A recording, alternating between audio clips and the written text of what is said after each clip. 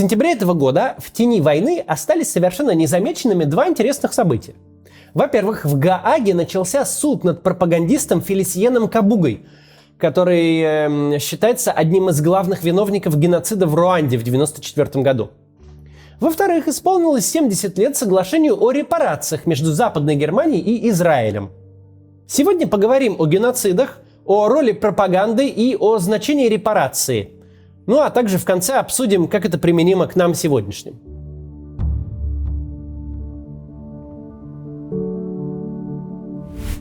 7 апреля 1994 года в африканском государстве Руанда началась беспрецедентная в человеческой истории резня.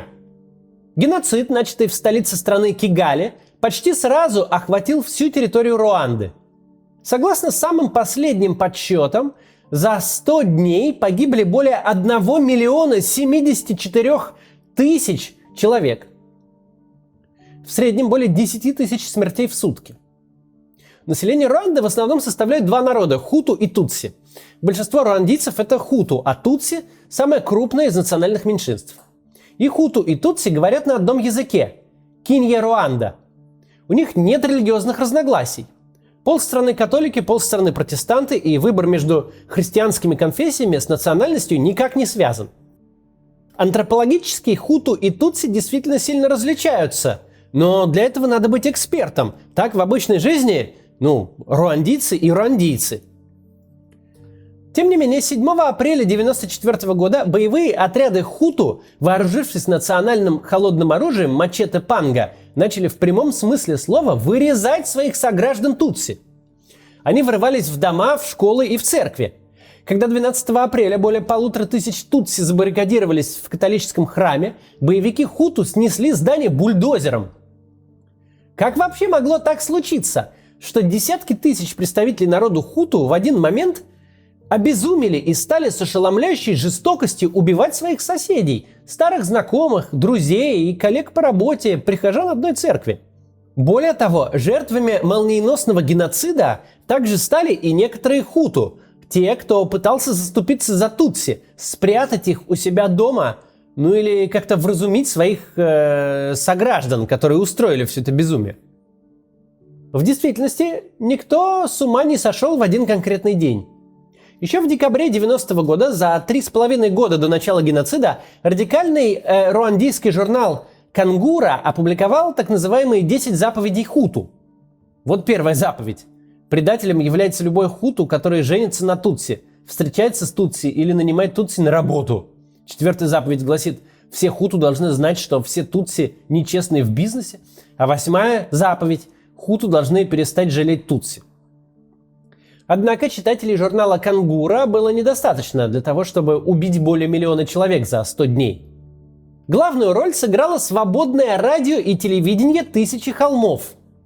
Оно начало вещание ровно за 9 месяцев до начала геноцида в Руанде. Его главной задачей было расчеловечивание тутси. С помощью песен, юмора и лобовой пропаганды ведущие вдалбливали миллионам слушателей простую формулу: тутси не люди. Тутси – это тараканы. Радио приобрело решающее значение для подготовки геноцида. В любой стране подавляющее большинство людей не способны убить человека. Любого человека, не говоря уж о соседях и знакомых. Поэтому без длительной и полномерной пропаганды геноцид абсолютно невозможно осуществить.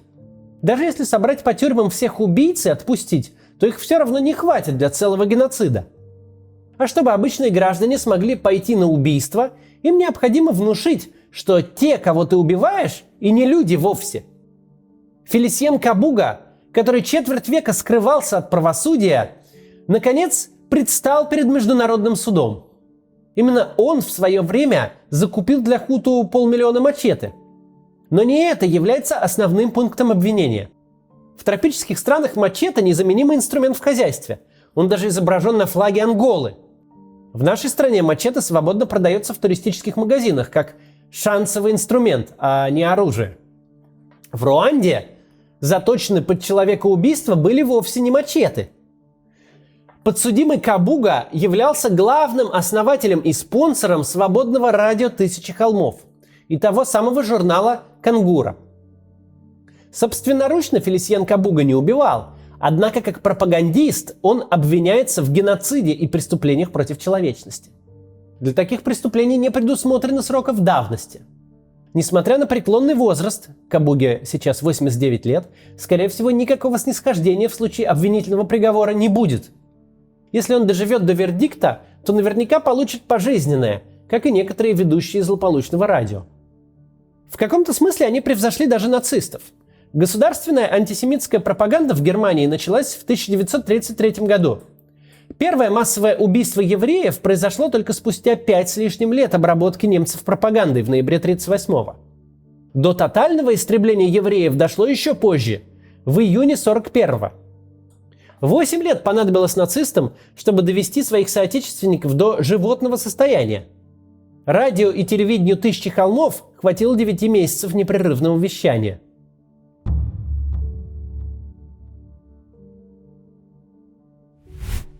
За преступление следует расплата. За военные преступления против мира и человечности она очень высокая. К такому выводу после Второй мировой войны пришла Западная Германия, взяв на себя ответственность за Холокост. Холокост отличается от всех других известных геноцидов, включая геноцид в Руанде. Во-первых, нацисты уничтожали евреев не только в границах собственного государства, а в принципе везде, куда только добиралась германская армия. От Лазурного берега во Франции до подмосковного Солнечногорска. Во-вторых, после Второй мировой появилась новая страна, потребовавшая права выступать в интересах евреев всего мира, независимо от их гражданства. Речь, конечно же, о государстве Израиль. Существовал укоренившийся миф о жадном Израиле, который решил подоить несчастную Германию. В действительности, в первые годы существования еврейского государства общественным консенсусом был полный бойкот немцев и всего немецкого. Крупнейшая газета «Идиот Ахронот» писала, что от немцев нельзя принимать даже булавку и даже шнурки от ботинок. Первый премьер-министр Израиля Давид Бен-Гурион понимал, что бойкот не может продолжаться вечно. Западной Германии нужно устанавливать экономические связи и дипломатические отношения. Для этого надо было как-то попробовать уладить вопросы, связанные с Холокостом. И, как ни странно, западно-германское правительство во главе с Конрадом Аденауэром хотело ровно того же. Возможно, вы видели наш ролик по западно-германского премьера Вилли Брандта, который встал на колени перед памятником героям гетто и вообще ввел понятие «политика по совести». Посмотрите, если не видели. Но, так вот, Вилли Брандт придет к власти в ФРГ сильно позже. А вот его предшественник на посту канцлера Конрад Аденауэр был совсем не склонен к сантиментам. В своем желании договориться с Израилем по поводу компенсации за Холокост он был вполне прагматичен и просчитывал долговременные выгоды для своей страны. Главной силой, которая могла помешать соглашению, был сам израильский народ. Большинство израильтян даже слышать ничего не хотело о переговорах с немцами. Поэтому первые контакты с Западной Германией насчет компенсации Бен-Гуриону пришлось организовать как секретную операцию, втайне от собственных граждан. В сентябре 1951 года немецкий канцлер Конрад Аденауэр выступил в Бундестаге с речью: «Федеральное правительство и большинство немецкого народа осознают, сколь безмерными были страдания, причиненные евреям. Именем немецкого народа были совершены неописуемые преступления, требующие морального и материального возмещения». Идея покаяния в Германии была тогда мало популярной и оставалась таковой еще несколько десятилетий. Тем не менее, немцы выступление Аденауэра восприняли довольно спокойно. Платить так платить. Но израильтяне были категорически против. Многие из них были готовы взять в руки оружие, чтобы не позволить своему правительству вступить с немцами в переговоры. Лидер израильской оппозиции Менахем Бегин выступил в парламенте с речью, после которой 15 тысяч граждан с камнями в руках пошли на штурм здания Кнессета. Их требование было простым – не брать ничего из рук немцев.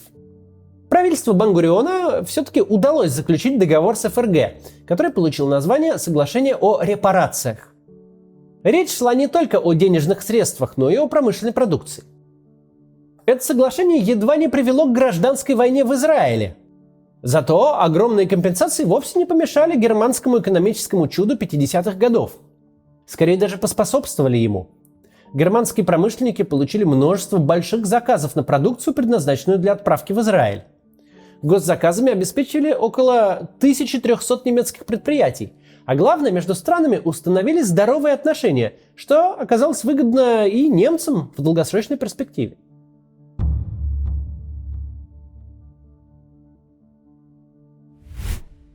Судить пропагандистов, которые сами не убивали, но взращивали ненависть и призывали к преступлениям, это нормальная международная практика. Так было в Нюрнберге в 1945 году, когда на скамье подсудимых оказался Юлиус Штрайхер, главный редактор газеты «Штурмовик». И так происходит сейчас в Гааге, где идет суд над Кабугой. И то же самое должно произойти и в России. Причем ради самой России. Именно нашу страну и наших граждан отравляет яд российской пропаганды. Суд над теми, кто годами развращал умы наших сограждан, это исцеление для нашего государства, а не капитуляция перед чужим. Этика и мораль в первую очередь нужны для нормальной жизни внутри страны. Поэтому хотелось бы, чтобы суды над всеми, кто словом или делом готовил агрессию против Украины, прошли именно в российской юрисдикции. Чтобы мы сами, как зрелый и суверенный субъект международного права, судили своих преступников. То же касается и компенсаций. В данном случае, я думаю, слово «компенсации» более уместно, чем «репарации». Несмотря на кейс с Германией в 1952 году, все-таки репарации обычно накладывают на государство другие страны. А вот компенсации государство может решить выплатить само, добровольно.